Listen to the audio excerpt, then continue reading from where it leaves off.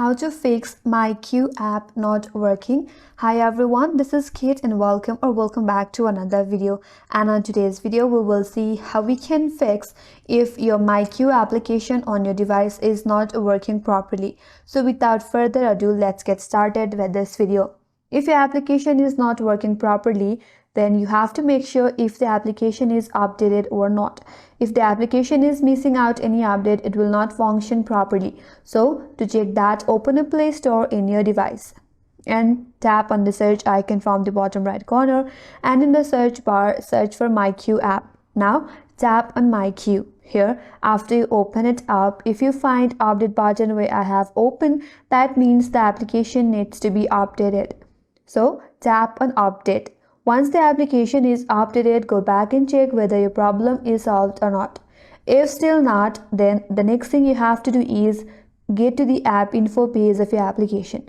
For that, navigate to the application in your mobile device. Tap and hold on it. Tap on app info. Here, tap on storage and cache. Then tap on clear cache. Once you do that, all the junk file or cache of your application will be removed from your device, which will help you solve your problem.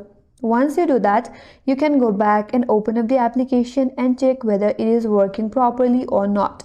And if still not, the last thing that you have to do is uninstall or delete the application from your mobile device and reinstall it back from Google Play Store. So again, navigate to your application. Tap and hold on it, tap on app info, then tap on uninstall, then tap on OK. After you uninstall or delete the application, again open a Play Store, search for MyQ and then install the application.